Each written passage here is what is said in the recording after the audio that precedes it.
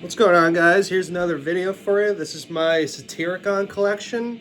Satyricon is a Norwegian black metal band that started in 1991. They released a 4-song demo in 1992 called All Evil, which I don't even think they've ever released formally. I don't think the band really likes it very much. So then after that, in the same year, they released The Forest Is My Throne, which I have on CD as a split with Enslaved's second demo, Yggdrasil. This is off Moonfog Productions. So the Satyricon demo is, well, it's originally 3 songs. The first song is very, very A Blaze in the Northern Sky influenced. And then the second song has some like Emperor kind of parts. The third song is acoustic / ambient. And then they have an extra song on here called The Night of the Triumphator, which is like, I guess kind of like their tribute song to like black metal. And it's a really good song. It's really catchy, very kind of like punky too.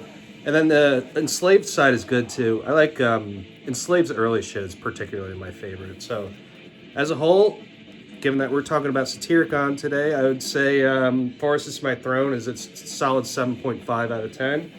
After that, in 1993, they released Dark Medieval Times, which I have on CD as well. I actually got this. This is this is a actual original release from Moonfog. I got this used actually at FYE back when that was around. This is a very, very strong debut album. Very, very thick medieval atmosphere, almost to the point where like you really have to be in the mood for it because, again, the atmosphere is so thick and the production is very, very raw. It's really like, it just has a feel of its own. Like, you can't just throw it on whenever. You really kind of have to be in the mood for like atmospheric Norwegian black metal. But for what it is, it's really, really good. There's some really good standout songs in here, like Walk Path of Sorrow, which I actually got to see live at Maryland Death Fest a couple years ago. And then the last song, Takaslotet, the title track's great, Skigadans, Into the Mighty Forest.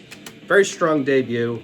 Not like my favorite in their discography, but it's very good for what it is. I'd give this an 8.5 out of 10. And after that, in 1994, they released The Shadow Throne, which is more of the same style, but less raw as Dark Medieval Times. I kind of have a little bit of a problem with the production on this one. It's a little thin, or maybe it's just like the drum production that kind of bothers me a little bit. It's just, everything seems sort of thin, but the musicianship and the songwriting are great on this album. I specifically like In the Mist by the Hills, Dominions of Satyricon, The King of the Shadow Throne. Pretty much every song on here is great. Like I said, the only complaint is the production's like a little thin, and I feel like it kind of just could have been a little bit more well-rounded, I guess. But again, it's pretty much the same rating as Dark Medieval Times. Excellent second album. Give us an 8.5 out of 10. And then in 1996, they released Nemesis Divina. Now, this is easily their best work. This is an easy 9.5 out of 10. This album is just fucking incredible. It has the atmosphere. It has the intenseness. I mean, this is just an unrelenting album, pretty much from start to finish. With the exception of the last song, it's kind of like a instrumental closer. But you have Dawn of a New Age, which starts off with Satyr going, "This is Armageddon," and then like the blasts come in. Everyone knows Mother North. For Hexed is another classic. Do Some Hater Good, which Fenriz wrote for them. Immortality Passion, just super atmospheric song. And then Nemesis Divina, pretty much the closer, is just excellent song. This is easily one of the best in the genre. I can't say enough good things about Frost's drumming. The production is on point. The vocals are killer. The riffs, just everything, absolutely amazing album. 9.5 out of 10. And so after that, they kind of took a little bit of a break, and they kind of started to shift into more experimental, kind of like Thorns a little bit, like Dot Heimsgard, sort of the direction they were going in at the time. And so they released the EP in 97 called Megiddo, which is okay. They re-recorded one of the songs from Dark Medieval Times. And then there's a live recording of for Hexet, which is cool. But then in 1999, they released Intermezzo, which I actually found. I found this on CD. It was like years and years ago. A friend of mine dragged me to a fucking Job for a Cowboy concert in Philly. And I was like, all right. Because it was only, for some reason, it was like 75 cents to go. I don't know why that was, but they had a vendor there, and I found this there, and it was definitely the icing on, or the, you know, the silver lining about going to a fucking Job for a Cowboy show, because who the hell wants to see that? But yeah, so this is it. I actually really like this EP for what it is. It's only 4 songs. A Moment of Clarity is on it, which appears in Rebel Extravaganza, which I'll talk about in a second. They cover INRI by Sarcophago, and it's at 251 beats per minute, which is pretty sweet. And then there's a mix of Nemesis Divina, which is like not really necessary. But then the last song, Blessed from Below, is kind of like it's almost like a electronic, like I guess what people would call nowadays chill wave, kind of trip hoppy song a little bit. It's a lot more kind of ambient than anything, but it's a really good song. I like this EP a lot. No one really talks about it. I get it, but it's a little gem in their discography. I'd give this like a 7.5 out of 10. And then in the same year, they released Rebel Extravaganza, which is a very controversial album because they go full on into like the Thorns Dot Heimsgard type sound with the just kind of like the weirdness of the riffs. And then you have Frost strumming, which is just like ridiculous in this album. Like, it's so fucking relentless. And just take a song like Supersonic Journey, where he starts off doing blasts at 1 speed and then goes into like the triplet version of that, and he holds it for like minutes on end. And then who could forget the end of Scorn Torrent, where, I don't know, maybe 210, 220 beats per minute, he's blasting until the end of the song. It's like 3 minutes straight with no fills, and you're just like, what the fuck, man? Like, and the riff over that too at the end of the Scorn Torrent is so fucking apocalyptic. I fucking love this album. I don't think this album gets enough credit. It is weird. There's some weird parts, and this is where they start to go on like the they kind of integrate a little of that black and roll bullshit that they start to do later on in their career, like at Havoc Vulture and kind of like Primeval Renaissance to a degree. But yeah, this is a very solid album. Again, a very odd album in terms of like the riffs and songwriting, but yeah, overlooked classic, I would say. I'd give this an easy 8 out of 10. So after that, they released 10 Horns, a compilation in 2002, 10 Horns, 10 Diadems, which for some reason I own. I don't really know why. There's only one song on here that's exclusively for this compilation. It's not really, I don't really necessarily need this. I mean, it's kind of cool because it comes with a booklet that has like kind of rare pictures in it, like outtakes from the Shadow Throne and this, you know, cool promo pictures. This chick that looks like the chick from Resident Evil, the first movie.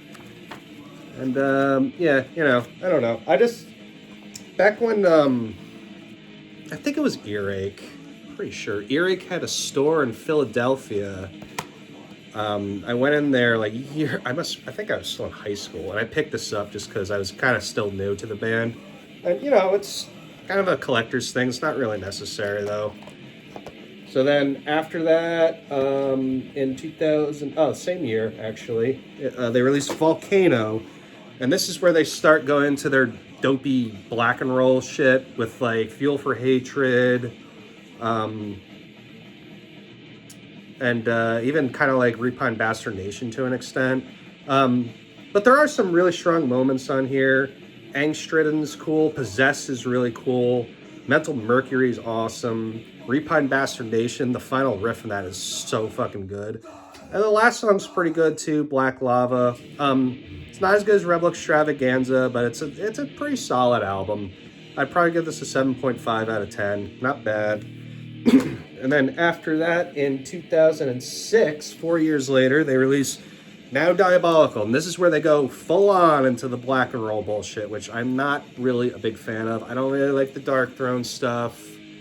when they went into the black and roll kind of crust shit. I don't like Venom. I'm not a huge Motorhead fan. I think those bands are like overrated. I love Motorhead's aesthetic, don't get me wrong. But I just think the music is kind of like, I don't like ACDs, you know, I'm not into it. And so, like, I'm not into Now Diabolical, I'm not into King, I'm not into the Pentagram Burns, the Rite of Our Cross. There's not a lot of shit I'm into on here. The bonus track, Storm of the Destroyer, is awesome, and there's like a riff or two into the mountains, which is cool, but otherwise, this is probably my least favorite by them. Just not a good album. I give this like a 4 out of 10. And so after that, in 2008, they released The Age of Nero, which I have. This one's a little bit better. You have songs like, well, Black Crow on a Tombstone is okay. Die by My Hand is really good. My Skin is Cold is okay. And The Side of the Trident is good. The rest of the songs are just snooze fests, though, like Last Man Standing, Den Siste, The Wolf Pack, not big fan. It's okay, this album. I saw them on tour for this. They played with Cradle of Filth, which is odd because they have that song Filth Grinder, which, if you read the lyrics, it's clearly about Cradle of Filth. But, yes, sounds okay. I'd probably give it like 6.5 out of 10. And then after that, in 2013, they released their self-titled album, Satyricon, which I don't own. It's not that great of an album. Again, there's not very many standout songs. They have that dopey song with that clean vocalist, Phoenix, which I'm not a big fan of. I don't like the single, Our World, It Burns Tonight. Trogdog Craft is pretty boring. Walker Upon Wind is okay. Aegis Northern Spirit, and then there's like a riff in the infinity of time and space, which is okay. But overall, it's maybe not quite as bad as Now Diabolical, but it's pretty fucking bad. I'd give it a 4.5 out of 10.